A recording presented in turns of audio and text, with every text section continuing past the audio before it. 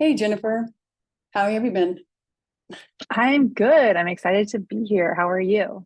I'm doing good. Just, keeping up with everything. Yeah, that's what it's like. Life as a mom, entrepreneur, just kind of trying to keep up with everything. Oh yeah, that's definitely for sure. I mean, especially everything's new to me, so I'm just like learning everything as as it comes and as it goes. Yeah, absolutely. So how would you like to share your journey with what's going on with you and how you came across with what your diagnosis and stuff like that? Yeah, I'll just kind of start from, I usually start with talking about a little bit about my childhood and what it was like when I was younger and kind of how I got to the point of my diagnosis. So I'll just start there if that works for you and kind of jump on in and ask questions as you have them if you want. Oh yeah, of course. Yeah. Let's go ahead. Perfect. So when I was younger, I was pretty um, pretty athletic and did a lot of sports. I swam, I played soccer, I did like everything under the sun. And I was in the gifted program. So school wasn't really hard for me. And so I think like for most of elementary school, I think there were signs that I had ADHD, but it wasn't really a problem because I had this natural outlet with my sports and school was easy. And it wasn't anything that was becoming problematic in my life. And then I hit middle school and things kind of got turned upside down for me. I was diagnosed with epilepsy and had to start taking medication to manage those things. And I don't know about, I know there's a lot of people in the autism community who they might struggle with this themselves or their kids, and they might know that like the side effects of those medications can be really, really challenging. And the side effects for me for my medications were that it really impacted my like gross motor skills and my fine motor skills. So when you're an athlete, like that, if your gross motor skills and fine motor skills kind of just go down the toilet, you're not good at those things anymore. And so I went from being like on a really competitive club soccer team and swimming and gymnastics to not being able to do those things within like a span of a couple of months. Like it deteriorated really, really quickly. Mm. And so my ADHD symptoms started just kind of rearing their head at that point, also followed by a lot of anxiety and depression at that point. I had no idea, like my life was turned upside down, and I really had no idea how to manage it. So during middle school and high school, I still did okay during like academically. I didn't do as well as I could have because I started to just procrastinate. If I didn't enjoy it, I didn't put as much effort into it. But again, I was pretty smart, so I did okay. Like B A's, B's, an occasional C here, but nobody really batted an eye at that kind of stuff. Where they really started to be bothered by some of those like ADHD behaviors was my like impulsivity. So I was going out partying and drinking. I was doing a lot of like risky behaviors, promiscuous. And everybody just kind of looked at it as like, you're acting out. What's wrong with you? Like, you're what it get it together. And so there was a lot of things that looking back it's like, oh, that's what that was. But I had a lot of like guilt and shame about doing those things and didn't really understand it. So I'm going to kind of fast forward a couple of years because I like that pattern of like doing okay academically and then that like recklessness, impulsivity went on for like a good 10 years through middle school, through high school, through college. um and I still had a lot of anxiety. Like I was worried about letting other people down. I was worried about what other people thought of me. And so that was a big piece of it as well. When I got into grad school and like the early years of my career, I was, instead of being the brighter kid in a group of people, I was in a group of amazingly bright, smart people and really struggling to keep up with what everyone else was doing. I was having to work twice as hard to do the same things as everybody else. but I would just also procrastinate and put things off till the last minute. And then I'd have these like massive panic attacks if I thought like something was hard or I didn't know how to do it. I would just get completely overwhelmed and shut down. So during like grad school in my early years, I was like, how do people have time to date? How do they have time for hobbies? Like, how do they have all this time on their hands? Because everything was taking me twice as long. And then I was like mentally and physically exhausted by the time that I was done at the end of the day. I found like when I started dating my husband, we had similar like we're really into our careers. We had some good like this is when we would do it. And so I found a good balance there. But I had developed some systems over time that made it so like, okay, I know I can't be disturbed when I'm working. I can't have people coming into my office. I work best early in the morning. So I would get up and go to work at 6 a.m. So from 6 to 9 o'clock, nobody would disturb me and I'd get a lot of work done. So I just developed some good systems. I also used some like natural things to help me. I would work out a lot and run a lot. I would do just time blocking, or I would use some methods like, hey, I have 5 minutes. I'm going to see how much I can get done, kind of make it fun. And those worked for me for quite a while. Then the pandemic hit. I had my first baby. And it became more challenging, but I think that because I was at home and there weren't as many demands on me, I was able to kind of like manage. We weren't having to go places, we weren't having to go and do things. And then I had my second baby and things just like fell off the wheels. So all the coping strategies that I had developed, the demands were just so high and the strategies that I had weren't working. And so I was so exhausted. I was constantly working, trying to get things done, but still felt like I was getting nowhere. Things were falling apart at my house, in my business, just because I simply couldn't keep up anymore. And so for your listeners, I'm a licensed psychologist. So it became I knew I had to like navigate the system to get a diagnosis. I knew like, okay, I have to go to the right people. I have to advocate for myself because nobody's going to say like, I had been diagnosed with anxiety and everyone's just going to keep telling me I have anxiety and depression. And I was like, no, this is not what is happening. I had been working with neurodivergent women, children in my career. And I was like, I know that this is what is happening. I just need somebody to be able to hear me out and listen to me. And the next challenge was that like I couldn't get tested because I already have the training and testing. And so I couldn't actually be tested. So finally I found a psychiatrist who would listen to me and was like, I'll work with you. We'll figure this out. But I had to do a lot of advocating for myself because everybody just wanted to say like, oh, this is having a second kid. This is postpartum. This is your anxiety and depression. And I was like, no, this is not. There's a reason that like my anxiety and depression is so high. And it's because I can't manage because of these other things going on. So I got my diagnosis in 2024. So it's 2022, at the end of 2022. So it hasn't been that long, but it has completely transformed the way that like I do things, I see myself, and just how I approach day-to-day tasks in not only my personal life but my business. So it's been quite a journey, but that diagnosis was so validating and has really helped me change how I think about things and approach things. Right. I mean, would you say that there's some good and bads to it? The diagnosis or ADHD itself?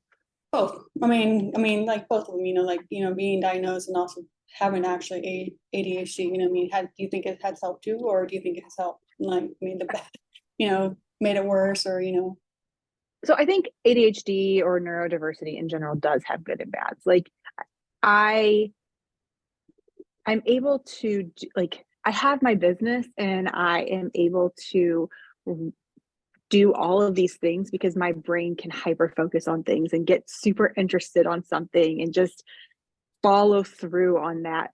But also then that means sometimes other things go out the window because I'm hyper focused on that to the detriment of everything else. Yeah, that makes sense. Yeah, so I mean that's one thing.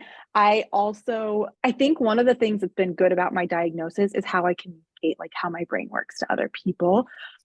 So I will often tell like the staff or my employees like I need you to send me an email, or I need to meet with you to talk about this. We need to schedule a time because I know like if I don't have it in writing, somebody's gonna email me or remind me. We don't schedule a time, I'm just gonna forget. Mhm. And so being able to really not have so much shame about that has been really like liberating, and just being like, this is how my brain works. This is what it is. I think the downside of getting a diagnosis is just how challenging it can be to get there and get somebody who understands what they're talking about and really listen to you. Even as a psychologist who has this training, who has the skills and abilities and knows how to navigate the system, I faced a lot of resistance. And for people who have ADHD or problems with executive functioning, I can totally see where, like, if you meet a doctor and they're like, no, you don't have that, and you've worked really hard to get that appointment and set it up, it can be really discouraging to find somebody else, or to even feel like you want to talk with somebody else because it doesn't feel helpful to be dismissed and not be heard. So I think that is a really downside of like trying to seek a diagnosis and trying to find somebody who can do that. And it can be really expensive too to see a psychiatrist, a psychologist, whoever, to get that diagnosis. So I do think like getting a diagnosis can be super helpful, but getting to that point can be really, really challenging. And there can be a lot of barriers along the way to get there. Yeah, makes sense. I mean, yeah, I mean, like just like any kind of thing that any kind of disease or something that you're going through. I mean, it takes a lot.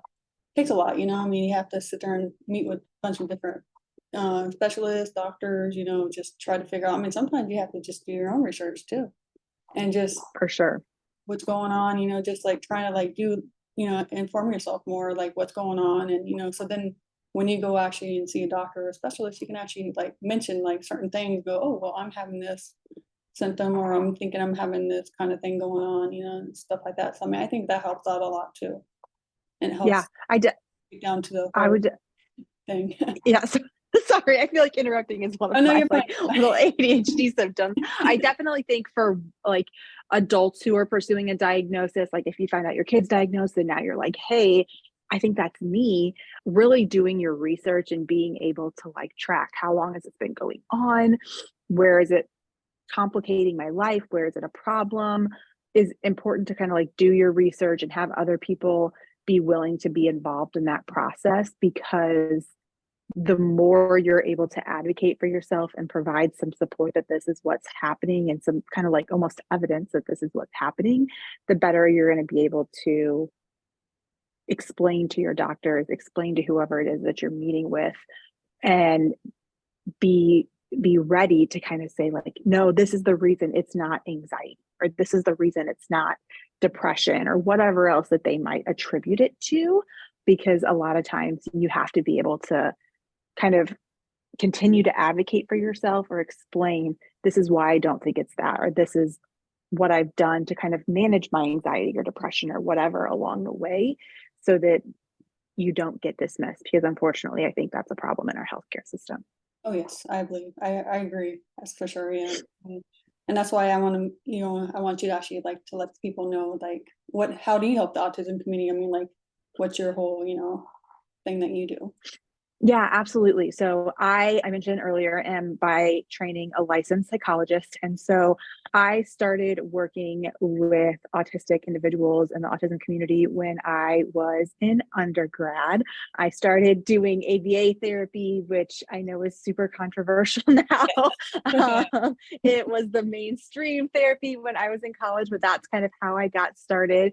And then once I started grad school, I started doing assessments for ADHD, learning disabilities, autism, things like that. And so now that I'm into my career, that is primarily how I am involved in the autism community or kind of in the neurodivergent community in general is I do assessments for children and adults who are concerned that they might have ADHD, autism, or some type of learning challenge. So that's primarily where I focus in on. And then during that diagnostic process, really helping them identify what are treatments that could be helpful for them, whether that's like mainstream medical treatments or other types of treatments like occupational therapy, physical therapy, more natural therapies or Eastern type medicines, but also just like we've talked about like educating ourselves and learning.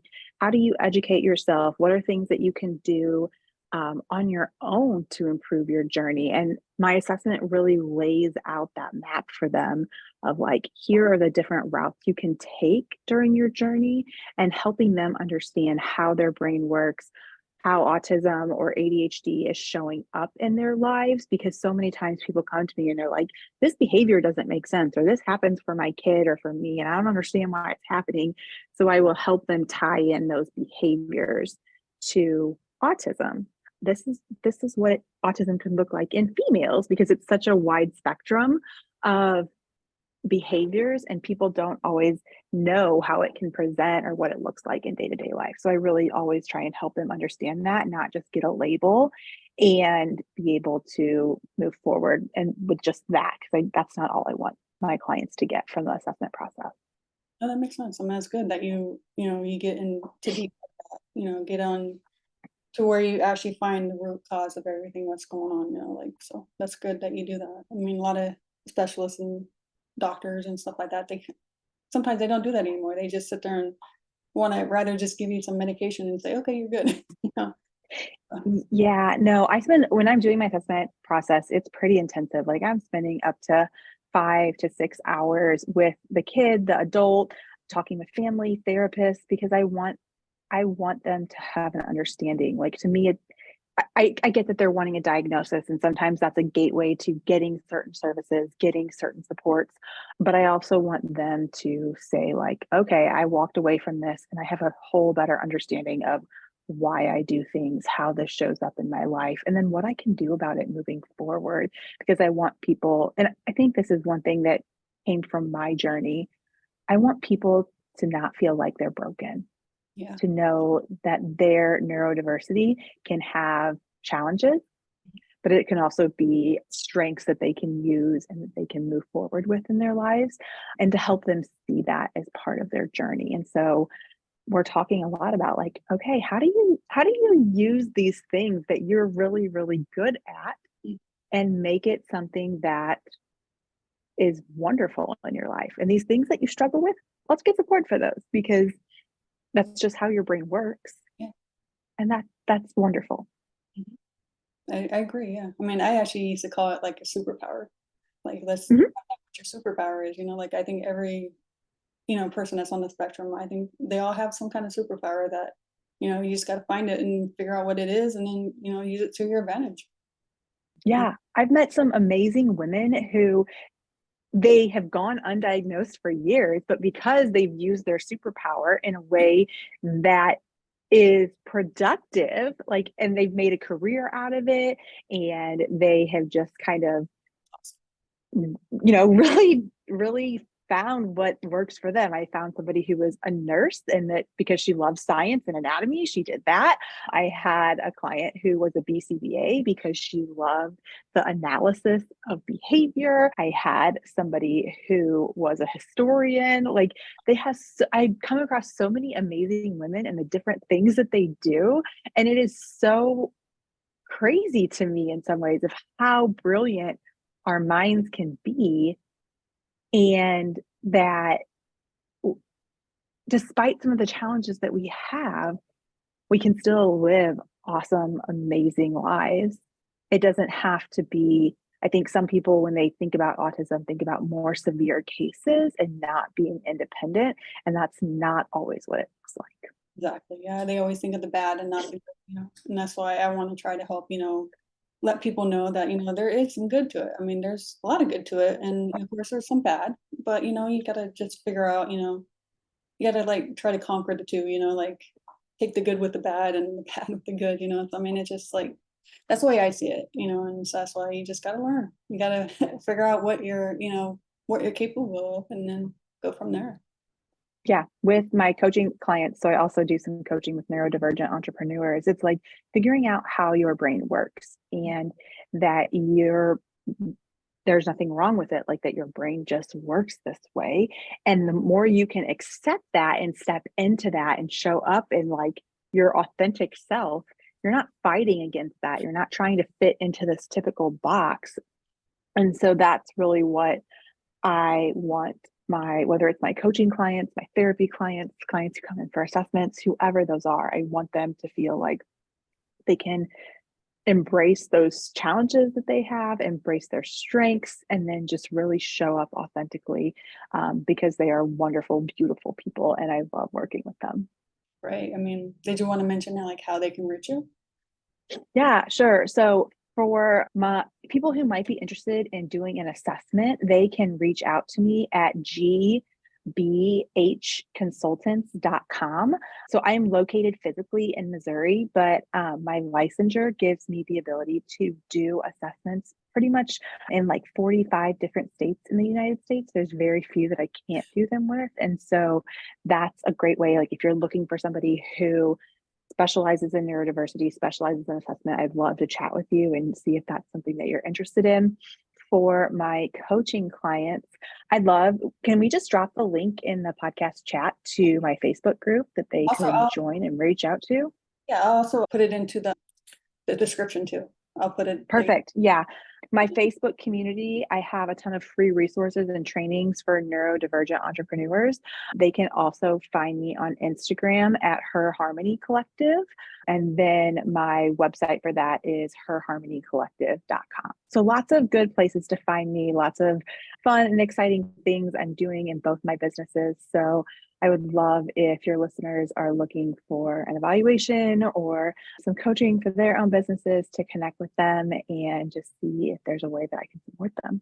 Okay, no, that's great. I mean, that would be very helpful. I mean, I'm sure a lot of people will take advantage of that, and especially since, they hear your story, your journey, and, they see how you're, going about with your journey and going like, okay, yeah, this is actually, especially since you have experience with it too. I mean, that's very helpful. Yeah. I live it. My husband lives it. Our daughter is turning 4 and we're pretty sure that that's something we are going to be living with her. And we've just found ways to make it work for us and embrace it. And we are very grateful that we have the resources that we do and that this is how we look at it as a mindset, because it's not how it's always been looked at. And I know for me growing up, there was a lot of shame and guilt around it. And I'm grateful that I've been able to change how I look at it. And that, really has changed how I approach things in my life, my business. And that I've been able to be as successful as I am and not feel like I can't do the things that I do. Yeah, no, that makes sense. I mean, yeah, I understand that because I mean, it's just like, it's just just amazing how, how everything intertwines with everything and then how everything just, it just starts to fit in. And then you just like you learn to cope with everything and you're just like, okay. And it just becomes a natural thing, after a while. Yeah. It just becomes how you live your life and how you organize things and do things. And for us, it's a continual learning process. And are there challenges? Yes, absolutely. Every single day. And are we going to continue to have challenges in our lives? Having a family, like living with ADHD and neurodiversity? Yes. But there's also tons of beautiful things that we get and funny things that come up Yeah. And it makes it fun. There's never a dull moment in our household or in my business at all. It's always something new and exciting. That's great. That's the thing that keeps it going, right? It does. It keeps you on your toes. You're never a dull moment. Yeah, exactly. Like I always say, it keeps you on. My son always keeps me on my tiptoes, so Yes. always, Yes. always have Yeah, to be on the absolutely. lookout and know what's going on. Gotta always pay attention. Yep. Yep. They'll do the darndest thing. Yeah, keeps it fun. All right. Well, thank you so much for, being a guest, and thank you so much for sharing your journey and sharing how you can help the autism community. I mean, it's definitely very, very useful, very informative, very, everything, all of the above. Yeah. It's just, Thanks so much for having me. I'm so excited to be able to just share this, and I hope it brings the people listening just some hope and some inspiration, but also knowing that like they're not alone, that there are other people who go through this, and that there's resources out there for you. There's community out there. So don't hesitate to like reach out. I'd love to have some of your listeners as part of our community so that they can get just another layer of support, because I think the community is such a powerful tool when you're trying to navigate this. yes, definitely the sport is definitely what, we're here for. And if anybody else needs support, we're always here. I'm always here. You Yeah. know, Yeah. I'm like you so said, grateful that there's yeah, people like you who do what you do to reach out and share stories like this, because it's not talked about enough. exactly. And we just need all the support, all the, we need, because I mean, it's not an easy journey sometimes. Nope. And it's definitely a journey. So thank you so much for having me. I really loved having the opportunity to come here and share with you and your listeners. Thank you. Appreciate it. Thanks. Bye. Bye.